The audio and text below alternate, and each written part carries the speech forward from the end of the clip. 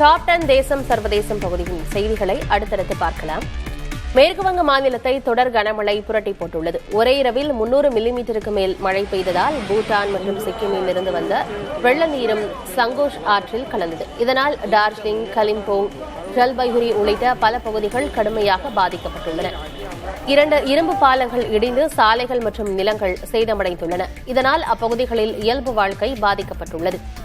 வெள்ளம் ரயில் தண்டவாளங்களில் ஓடுவதால் பல ரயில் சேவைகள் நிறுத்தப்பட்டுள்ளன. வானிலை ஆய்வு மையம் வட வங்காளத்தின் கூச்பெஹார் மற்றும் ஜல்பைகுரி மாவட்டங்களுக்கு அடுத்த 48 மணி நேரத்திற்கு ரெட் அலர்ட் விடுக்கப்பட்டுள்ளது.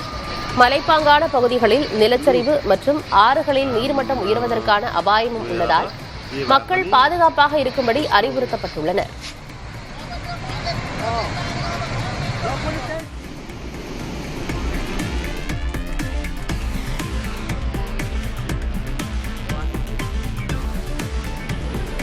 மேற்குவங்க மாநிலம் டார்ஜிலிங்கில் தொடர் கனமழை காரணமாக ஏற்பட்ட வெள்ளம் நிலச்சரிவில் சிக்கி 20 பேர் உயிரிழந்துள்ளனர். டார்ஜிலிங்கை ஒட்டியுள்ள பல கிராமங்களும் பெரிதும் பாதிக்கப்பட்டுள்ளன. மீட்புப் பணிகளில் காவல்துறை, பேரிடர் மீட்புப் படையினர், துணை ராணுவத்தினர் இணைந்து ஈடுபட்டுள்ளனர். உயிரிழப்பு பெரும் கவலை தருவதாக தெரிவித்த அம்மாநில முதல்வர் மம்தா பானர்ஜி உயிரிழந்தோர் குடும்பத்தினருக்கு இழப்பீடு வழங்குவதாக அறிவித்துள்ளார். வெள்ள பாதிப்புகளை முதல்வர் மம்தா பானர்ஜி நேரில் பார்வையிட உள்ளார். இதற்கிடையே டார்ஜிலிங்கில் உயிரிழந்தோர் குடும்பங்களுக்கு குடியரசுத் தலைவர் திரௌபதி முர்மு, பிரதமர் மோடி ஆகியோர் இரங்கல் தெரிவித்துள்ளனர். மேற்கு வங்காள வெள்ள பாதிப்புகளை தீவிரமாக கண்காணித்து வருகிறோம் என்றும் மாநிலத்திற்கு தேவையான உதவிகள் செய்யப்படும் எனவும் பிரதமர் உறுதியளித்துள்ளார்.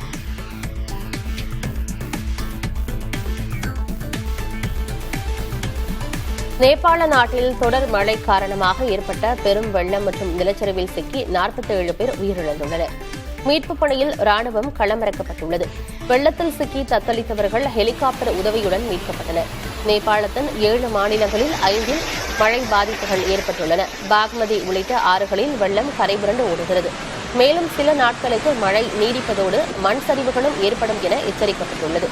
மோசமான வானிலை காரணமாக காத்மாண்டு விமான நிலையத்தில் சேவைகளும் நிறுத்தி வைக்கப்பட்டுள்ளன. நேபாளத்துக்கு தேவையான அனைத்து உதவிகளையும் இந்தியா வழங்கும் என பிரதமர் நரேந்திர மோடி உறுதியளித்துள்ளார். சமூக வலைதளத்தில் பதிவிட்டுள்ள அவர், நேபாளத்தில் கனமழையால் ஏற்பட்டுள்ள உயிரிழப்புகள் மற்றும் சேதம் வேதனை அளிப்பதாக குறிப்பிட்டிருக்கிறார். இந்த சிரமமான நேரத்தில் நேபாள மக்களுக்கு இந்தியா துணை நிற்கும் என்றும் தேவையான உதவிகளை வழங்க இந்தியா தயாராக உள்ளது எனவும் பிரதமர் மோடி கூறியுள்ளார்.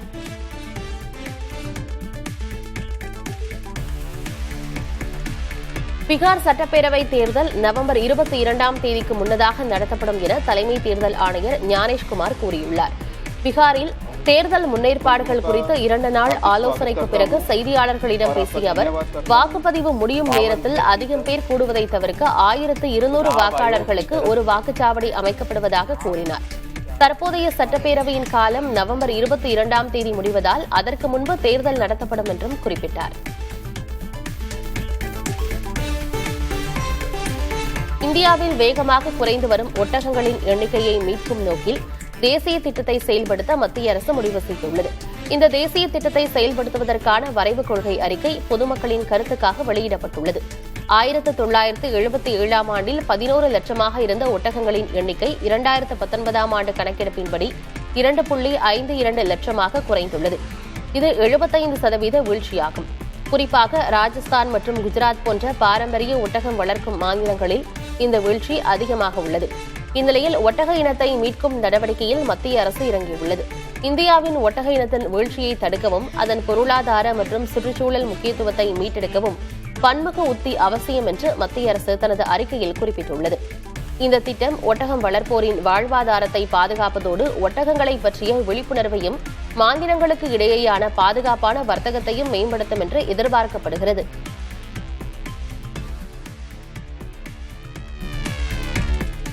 தேசிய குற்ற ஆவண காப்பகத்தின் 2023ஆம் ஆண்டுக்கான அறிக்கையின்படி இந்தியாவின் மிகவும் பாதுகாப்பான நகரமாக கொல்கத்தா இருந்து வருகிறது. தொடர்ந்து 4வது ஆண்டாக மிகவும் பாதுகாப்பான நகரங்களின் பட்டியலில் கொல்கத்தா முதலிடத்தை பிடித்துள்ளது. அந்நகரத்தில் 1 லட்சம் மக்கள் தொகைக்கான குற்ற விகிதம் 83.9 இருப்பதாக புள்ளி விவரங்கள் தெரிவிக்கின்றன. மேலும் மிகவும் பாதுகாப்பான நகரங்களின் பட்டியலில் கோவை 5வது இடத்திலும், சென்னை 6வது இடத்திலும் உள்ளன. பெங்களூரு 9ஆம் இடத்தில் இருக்கிறது. அதே வேளையில் பாதுகாப்பற்ற நகரங்களின் பட்டியலில் முதலிடத்தில் கேரளாவின் கொச்சி உள்ளது. அந்த நகரத்தில் 1 லட்சம் மக்கள் தொகைக்கான குற்ற விகிதம் 3192 இருப்பதாக தெரிவிக்கப்பட்டுள்ளது. இந்த பட்டியலில் அடுத்தடுத்த இடங்களில் டெல்லி, சூரத், ஜெய்ப்பூர், பாட்னா ஆகியவை உள்ளன. பஞ்சாபிலிருந்து இங்கிலாந்து சென்று கொண்டிருந்த ஏர் இந்தியா போயிங் விமானத்தில் திடீரென இயந்திர கோளாறு ஏற்பட்டதால் பயணிகள் பீதியடைந்தனர். அமிர்தசரஸ் விமான நிலையத்திலிருந்து பர்மிங்ஹாமை நோக்கி பறந்த ஏர் இந்தியா விமானம் தரையிறங்குவதற்கு முன்பாக இயந்திர கோளாறில் சிக்கியது. விமானத்தின் இறக்கை பகுதியில் இருக்கும் அவசர கால மின் அமைப்பில் சிக்கல் ஏற்பட்டதாகவும் விமானிகள் துரிதமாக செயல்பட்டு விமானத்தை பாதுகாப்பாக தரையிறக்கியதாகவும் தெரிவிக்கப்பட்டுள்ளது.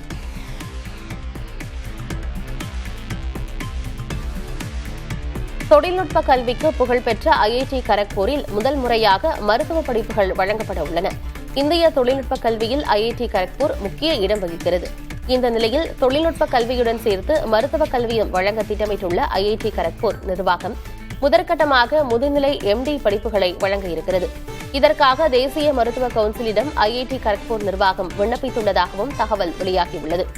ஏற்கனவே MBBS படிப்புகளை வழங்க திட்டமிடப்பட்ட நிலையில் போதுமான உள்கட்டமைப்பு வசதிகள் இல்லாததால் அந்த முயற்சி கைவிடப்பட்டது.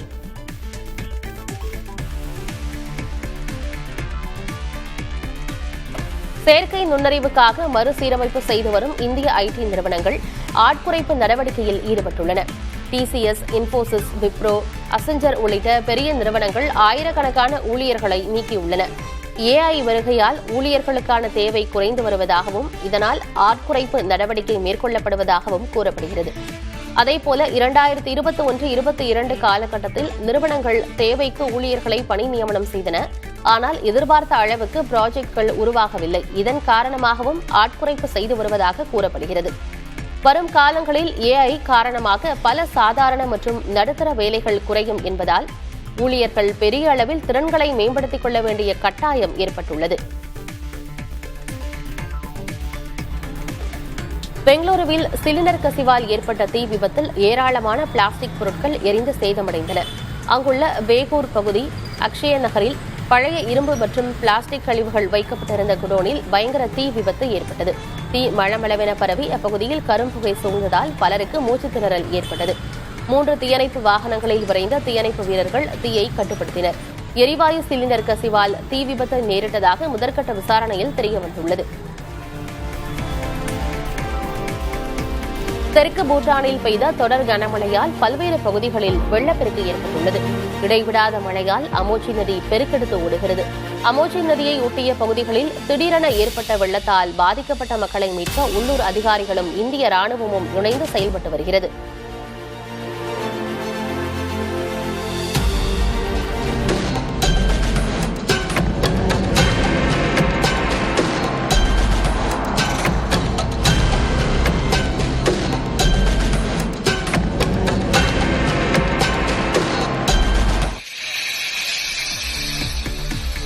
கங்கையிலிருந்து ஆக்ரா கொண்டுவரப்பட்ட குடிநீர் குழாய் உடைந்ததில் ஆயிரக்கணக்கான லிட்டர் தண்ணீர் வீணானதால் பொதுமக்கள் அதிருப்தி அடைந்துள்ளனர்.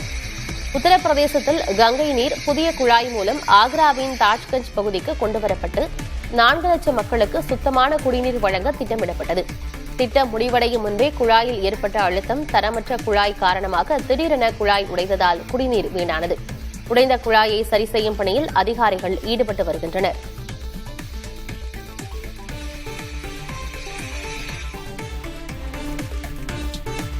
திபெத்தில் ஏற்பட்ட பனிப்புயலில் 1000 பேர் வரை சிக்கியிருப்பதாக தகவல் வெளியாகியுள்ளது. உலகின் மிக உயரமான எவரெஸ்ட் சிகரத்தின் திபெத் பக்கத்தில் கடும் பனிப்பொழிவு நிலவியதால் திடீரென்று பனிப்புயல் ஏற்பட்டதாக கூறப்படுகிறது. இதில் எவரெஸ்ட் சிகரத்தில் முகாம் அமைத்து தங்கியிருந்த சுமார் 1000 பேர் சிக்கிக் கொண்டதாக தகவல் வெளியாகியுள்ளது. கடுமையான பனி மற்றும் குறைவான வெளிச்சம் காரணமாக மீட்புப் பணிகள் சவாலாக உள்ளதாகவும் கூறப்படுகிறது.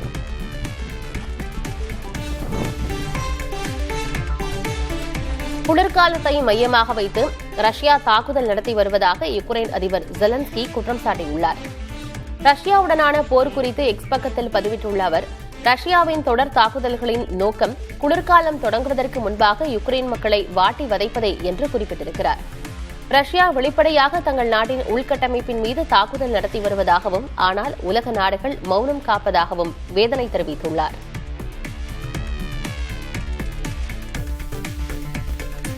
அமெரிக்காவின் அலபாமாவில் நிகழ்ந்த துப்பாக்கிச் சண்டையில் 2 பேர் கொல்லப்பட்டனர். அலபாமாவின் மோன்ட்கோமெரி பகுதியில் 2 கும்பல்கள் இடையே ஹாலிவுட் திரைப்படங்களை விஞ்சும் வகையில் துப்பாக்கிச்சூடு மோதல் நடைபெற்றதாக கூறப்படுகிறது. இதில் 2 பேர் கொல்லப்பட்ட நிலையில் 12 பேர் காயமடைந்தனர். 3 பேர் உயிருக்கு போராடும் நிலையில் சிகிச்சை பெறுகின்றனர். பெருந்திரளான மக்கள் கூட்டத்திற்கிடையே துப்பாக்கிச்சூடு நடைபெற்றது அதிர்ச்சியை ஏற்படுத்தியுள்ளது.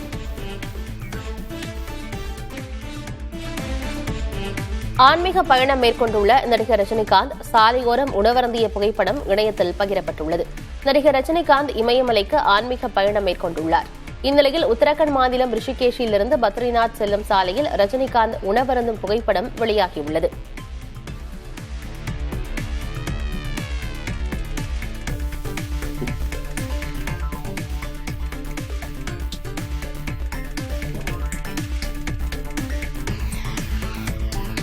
டாப் 10 பல்சுவை செய்திகளை அடுத்தடுத்து பார்க்கலாம். பாகிஸ்தான் ஆக்கிரமிப்பில் உள்ள காஷ்மீர் பகுதியை இந்தியா மீண்டும் கைப்பற்ற வேண்டும் என்று RSS தலைவர் மோகன் பகவத் திட்டவட்டமாக கூறியுள்ளார். நாக்பூரில் நடைபெற்ற நிகழ்ச்சி ஒன்றில் பேசிய அவர், நம்முடைய வீட்டில் உள்ள ஒரு அறை ஆக்கிரமிக்கப்பட்டுள்ளது, நாம் அதை திரும்பப் பெற வேண்டும் என்று குறிப்பிட்டார். பிளவுபடாத இந்தியாவை நாம் எப்போதும் நினைவில் கொள்ள வேண்டும் என்றும் அவர் தெரிவித்தார்.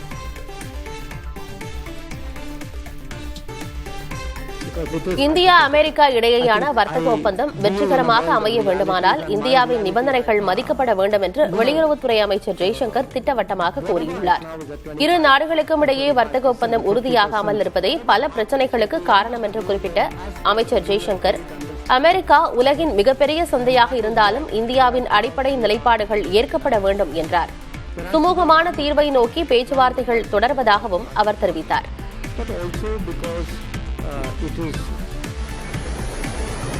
கேரள மாநிலம் காசர்கோடு அருகே உள்ள கடற்கரையில் கடல் அலையுடன் சாலை மீன்கள் அதிக அளவில் கரை ஒதுங்கின. இதனை அறிந்து மக்கள் பலர் கடற்கரைக்கு திரண்டு அரிய காட்சியை ஆச்சரியத்துடன் ரசித்தனர். அலைகளோடு கரை வந்த மீன்கள் சில நேரங்களில் துள்ளி குதித்ததால் கடற்கரைக்கு வந்த குழந்தைகள் உட்பட பலர் உற்சாகத்துடன் அதை பார்த்து மகிழ்ந்தனர். சிலர் கைகளால் மீன்களை பிடித்து வீடு கொண்டு சென்றதும் காணப்பட்டது. திடீரென நடந்த இந்த நிகழ்வு கடற்கரையை பண்டிகை சூழலாக்கியது. குடும்பத்தினருடன் வந்த மக்கள் கரையில் படிந்து கிடந்த சாலை மீன்களை கண்டு ஆச்சரியத்துடன் புகைப்படங்கள் எடுத்துக்கொண்டு மகிழ்ச்சியுடன் திரும்பிச் சென்றனர்.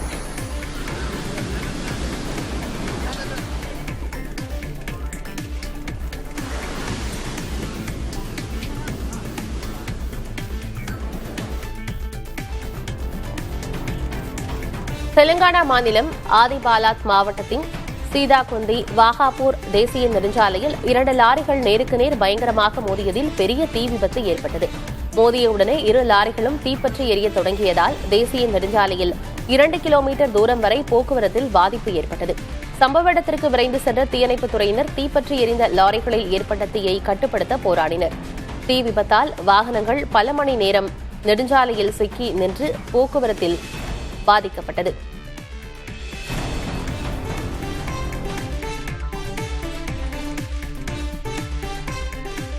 இந்திய ராணுவம் மீண்டும் அச்சுறுத்தலில் ஈடுபட்டால் பாகிஸ்தான் அதற்கு தகுந்த பதிலடி கொடுக்கும் என்று பாகிஸ்தான் பாதுகாப்புத்துறை அமைச்சர் குவாஜா ஆசிப் எச்சரிக்கை விடுத்துள்ளார். சமீபத்தில் இந்திய பாதுகாப்பு அமைச்சர் ராஜ்நாத் சிங் மற்றும் ராணுவ தளபதி ஆகியோர் பாகிஸ்தானுக்கு எதிராக விடுத்த கடுமையான எச்சரிக்கைகளுக்கு பதிலளிக்கும் விதமாக அவர் இவ்வாறு கூறியுள்ளார். கடந்த மே மாத மோதலில் தாங்கள் சந்தித்த பெரிய தோல்வியால் ஏற்பட்ட அவமானத்தை போக்கும் வீணான முயற்சியாக இந்திய தலைவர்கள் பேசுவதாக ஆசிப் விமர்சித்தார். இன்னொரு முறை சண்டைக்கு வந்தால் பதிலடி முன்பு இருந்ததை விட மிகவும் வலிமையாக இருக்கும் என்றும் அவர் திட்டவட்டமாக தெரிவித்தார். இந்தியா மற்றும் பிரிட்டன் கடற்படைகள் இணைந்து நடத்தும் கூட்டு போர் பயிற்சி இந்தியாவின் மேற்கு கடற்கரை பகுதியில் தொடங்கியுள்ளது. 8 நாட்கள் நடைபெறும் இந்த பயிற்சி வரும் அக்டோபர் 12ஆம் தேதி வரை நீடிக்கும். இந்த பயிற்சியில் இந்தியாவின் உள்நாட்டிலேயே தயாரிக்கப்பட்ட விமானம் தாங்கி கப்பலான INS விக்ராந்த் தலைமையிலான மேற்கு கடற்படை குழுவும் பிரிட்டனின் HMS பிரின்ஸ் ஆஃப் வேல்ஸ் தலைமையிலான விமானம் தாங்கி கப்பல் குழுவும் பங்கேற்கின்றன. ஜப்பான் மற்றும் நார்வே நாடுகளின் கப்பல்களும் இதில் இணைந்துள்ளன. வான் எதிர்ப்பு, நீர்மூழ்கி கப்பல் எதிர்ப்பு மற்றும் பல்வேறு கடல்சார் போர் உத்திகளை மையமாக கொண்டு இந்த பயிற்சி 2 கட்டங்களாக நடைபெறுகிறது. பிராந்திய கடல் ஸ்திரத்தன்மை மற்றும் இரு நாடுகளுக்கு இடையேயான பாதுகாப்பு பிணைப்பை வலுப்படுத்துவதே இதன் முக்கிய நோக்கம் என்று பாதுகாப்பு அமைச்சகம் தெரிவித்துள்ளது.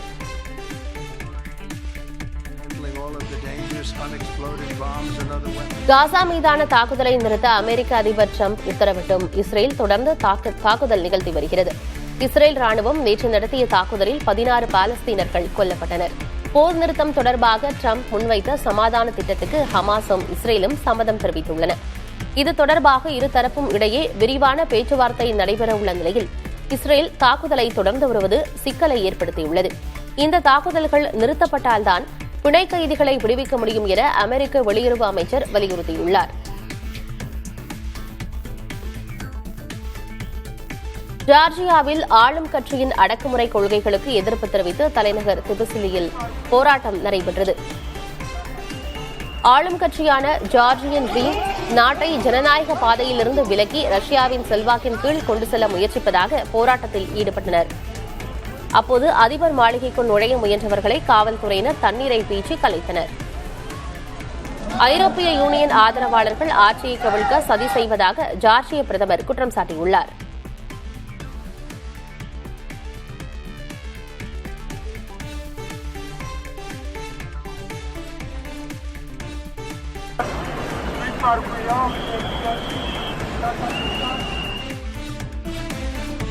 பிரேசில் நாட்டில் ரியோ டி ஜெனிரோவில் உள்ள தேவாலயத்தில் வளர்ப்பு பிராணிகள் நலனுக்காக சிறப்பு வழிபாடு நடைபெற்றது. இதில் கிளி, நாய், ஆமை போன்ற விலங்குகளை அதன் உரிமையாளர்கள் அழைத்து வந்து ஆசை பெற்று சென்றனர். செயின்ட் பிரான்சிஸ் ஆஃப் அசிசி என்ற இறைத்தூதர் விலங்குகளின் காப்பாளராக அறியப்படும் நிலையில் அவரது நினைவு தினமான அக்டோபர் 4ஆம் தேதி இந்த நிகழ்ச்சி நடைபெற்றது. இந்த தினம் உலக விலங்குகள் தினமாகவும் அறியப்படுகிறது. கோடை வெப்பத்தை குறைத்து உடலை குளிர்ச்சியாக வைத்திருக்க பாரம்பரிய உணவுகளில் தயிர் சாதம் சிறந்தது என்றும் மிக எளிதில் செய்யக்கூடிய தயிர் சாதத்தில் ஏராளமான நன்மைகள் இருப்பதாகவும் பிரபல சமையல் கலைஞரும் எழுத்தாளருமான அமெரிக்க மாடலுமான பத்மா லட்சுமி தன் இன்ஸ்டாகிராம் பக்கத்தில் குறிப்பிட்டிருக்கிறார். சுகாதார நிபுணர்களின் கூற்றுப்படி தயிர் சாதத்தில் உள்ள புரோபயாட்டிக் சத்துக்கள் செரிமானத்தை மேம்படுத்துவதோடு உடல் சூட்டை குறைக்க உதவுகிறது. மேலும் இது குடல் ஆரோக்கியம், நோய் எதிர்ப்பு சக்தி மற்றும் ஊட்டச்சத்து உறிஞ்சுதலை அதிகரிக்க செய்யும். விட்டமின் B12, கால்சியம் மற்றும் புரதம் நிறைந்த சமச்சீர் உணவாகும்.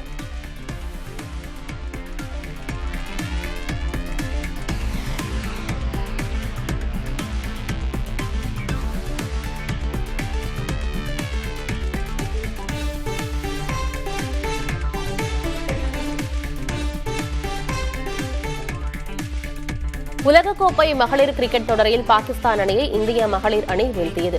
முதலில் விளையாடிய இந்தியா 50 ஓவர்களில் 247 ரன்கள் எடுக்க பாகிஸ்தான் 43 ஓவர்களில் 159 ரன்களுக்கே ஆட்டமிழந்தது.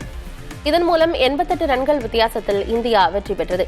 இந்திய பந்துவீச்சாளர்களில் கிராந்தி கவுட் 20 ரன்கள் விட்டுக் கொடுத்து 3 விக்கெட்டை வீழ்த்தினார். அவர் ஆட்டநாயகி விருதை வென்றார்.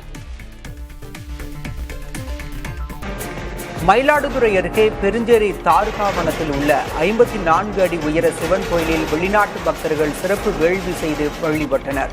உலக நன்மை வேண்டி ரஷ்யா, ஜெர்மனி, இத்தாலி, கஜகஸ்தானைச் சேர்ந்த பக்தர்கள் ஓலைச்சுவடிகளை வைத்து சிறப்பு வேள்வி செய்து சிறப்பு வழிபாடு செய்தனர்.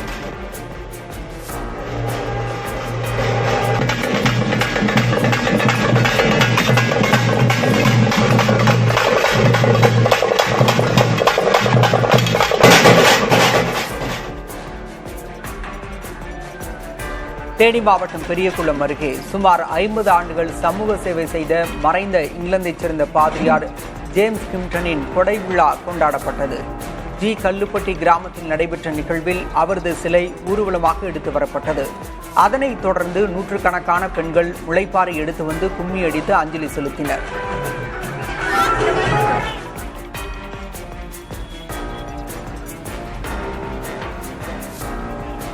தஞ்சை அருகே புன்னைநல்லூர் மாரியம்மன் கோயில் ஆவணி திருவிழாவை முன்னிட்டு தெப்பத் திருவிழா நடைபெற்றது. இதையொட்டி அலங்கரிக்கப்பட்ட பல்லக்கில் அம்மன் உலா வந்த பிறகு தெப்பத்தில் எழுந்தருளினார்.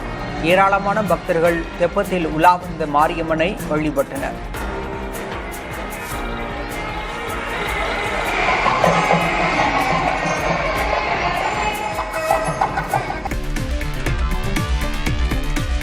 தமிழக அரசு 1 ஏக்கர் நிலம் ஒதுக்கினால் தஞ்சாவூரில் மராத்தியர்களுக்கான மராத்தி பவன் கட்ட தயாராக இருப்பதாக மகாராஷ்டிரா அமைச்சர் உதய் சாமந்த் அறிவித்துள்ளார்.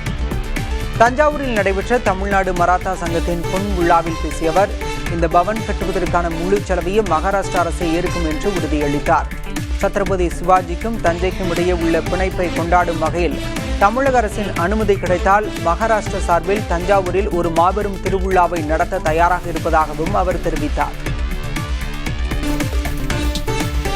இந்திய ராணுவம் மீண்டும் அச்சுறுத்தலில் ஈடுபட்டால் பாகிஸ்தான் அதற்கு தகுந்த பதிலடி கொடுக்கும் என்று பாகிஸ்தான் பாதுகாப்புத்துறை அமைச்சர் கவாஜா ஆசிப் எச்சரிக்கை விடுத்துள்ளார். சமீபத்தில் இந்திய பாதுகாப்பு அமைச்சர் ராஜ்நாத் சிங் மற்றும் ராணுவ தளபதி ஆகியோர் பாகிஸ்தானுக்கு எதிராக விடுத்த கடுமையான எச்சரிக்கைகளுக்கு பதிலளிக்கும் விதமாக இவர் அவ்வாறு கூறியுள்ளார். கடந்த மே மாதம் முதலில் தாங்கள் சந்தித்த பெரிய தோல்வியால் ஏற்பட்ட அவமானத்தை போக்கும் வீணான முயற்சியாக இந்திய தலைவர்கள் பேசுவதாக ஆசிப் விமர்சித்துள்ளார். இன்னொரு முறை சண்டைக்கு வந்தால் பதிலடி முன்பு இருந்ததை விட மிகவும் வலிமையாக இருக்கும் என்றும் அவர் திட்டவட்டமாக தெரிவித்துள்ளார். குஜராத்தில் மாற்றுத்திறனாளிகளுக்காகவே கர்பா நடன நிகழ்ச்சி நடத்தப்பட்டது. அம்மாநிலத்தின் கலாச்சார அடையாளமாக போற்றப்படும் கர்பா நடனம் நவராத்திரி வழிபாட்டின் முக்கிய அம்சமாக இடம்பெறுகிறது. வதோதரா நகரில் நவராத்திரியின் 9 நாட்களும் பொதுமக்கள் திரண்டு கர்பா நடனம் ஆடுவர். இதன் தொடர்ச்சியாக கர்பா நடனத்தின் மீது ஆர்வம் கொண்ட மாற்றுத்திறனாளிகளுக்காக ஒருநாள் நிகழ்ச்சி நடத்தப்பட்டது. திவ்யங்கர் கர்பா என்ற பெயரில் நடத்தப்பட்ட இந்த நிகழ்ச்சியில் மாற்றுத்திறனாளிகள் கலந்து கொண்டு கர்பா நடனம் ஆடினர். மகளிர் உலகக்கோப்பை தொடரில் நேற்று நடைபெற்ற இந்தியா பாகிஸ்தான் இடையிலான போட்டியில் பாகிஸ்தானுக்கு ஆதரவாக நடுவர் செயல்பட்டதாக புகார் எழுந்திருக்கிறது. டாஸ் போடும்போது பாகிஸ்தான் கேப்டன் ஃபாத்திமா சனா டெய்ல்ஸ் என கூறவே அதை நடுவர் ஷாண்ட்ரை பிரிட்ஸ் தவறுதலாக ஹெட்ஸ் என தெரிவித்து டாஸை பாகிஸ்தான் வென்றதாக அறிவித்தார். இதற்கு கடும் எதிர்ப்பை பதிவு செய்துள்ள ரசிகர்கள் இதுகுறித்து ஐசிசி விசாரிக்க வேண்டும் என அறிவுறுத்தியுள்ளனர். இதற்கிடையே ஆட்டத்தின் போது ரன் அவுட் ஆக்கப்பட்டதை ஏற்காமல் பாகிஸ்தான் வீராங்கனை முனிஃபா அலி களத்திலேயே இருந்ததால் சர்ச்சை எழுந்தது. முதலில் நடுவர்கள் அவுட் கொடுக்காத நிலையில் ரீப்ளேயில் 3வது நடுவர் அவுட் கொடுத்தது குறிப்பிடத்தக்கது. டாஸின் போது பாகிஸ்தான் கேப்டனுக்கு இந்திய அணியின் கேப்டன் ஹர்மன்பிரீத் கவுர் கை குலுக்காமல் சென்றார். ஆசிய கோப்பை தொடரின் போது இந்திய ஆடவர் அணி கேப்டன் சூரியகுமார் யாதவ் பாகிஸ்தான் அணி கேப்டனுக்கு கை குலுக்காதது குறிப்பிடத்தக்கது. ஒடிஷா மாநிலம் கட்டக் நகரில் பதற்றம் நிலவுவதால் பல போலீஸ் நிலைய எல்லைகளில் 36 மணி நேர ஊரடங்கு அமல்படுத்தப்பட்டுள்ளது. வெள்ளிக்கிழமை நடந்த துர்கா பூஜை ஊர்வலத்தின் போது சிலர் கல்வீசி தாக்குதல் நடத்தியுள்ளனர். இதனால் வன்முறை ஏற்பட்டது. இதைத் தொடர்ந்து ஞாயிற்றுக்கிழமை நடந்த விஸ்வ இந்து பரிஷத் அமைப்பின் பைக் பேரணியிலும் வன்முறை ஏற்பட்டது. இதனால் காவல்துறையினர் 25 பேர் காயமடைந்தனர். சட்டம் ஒழுங்கை காக்க இணையதள சேவைகள் முடக்கப்பட்டுள்ளன.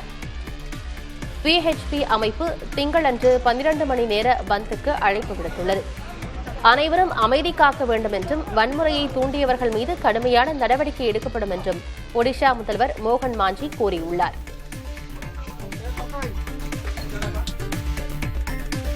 விமான பயண கட்டணங்கள் உயர்த்தப்படுவதை தடுக்கும் நோக்கத்தில் பண்டிகை காலத்தில் கூடுதல் விமானங்களை இயக்க விமான நிறுவனங்களுக்கு மத்திய அரசு அறிவுறுத்தியுள்ளது. அதன்படி இண்டிகோ, ஏர் இந்தியா எக்ஸ்பிரஸ், ஸ்பைஸ்ஜெட் ஆகிய விமான நிறுவனங்கள் வரும் பண்டிகை காலத்தில் கூடுதலாக 1750 விமானங்களை இயக்க முடிவு செய்துள்ளன. இதற்கிடையே விமான கட்டணங்கள் தொடர்ந்து கண்காணிக்கப்படும் என விமான போக்குவரத்து இயக்குநரக அதிகாரிகள் தெரிவித்துள்ளனர்.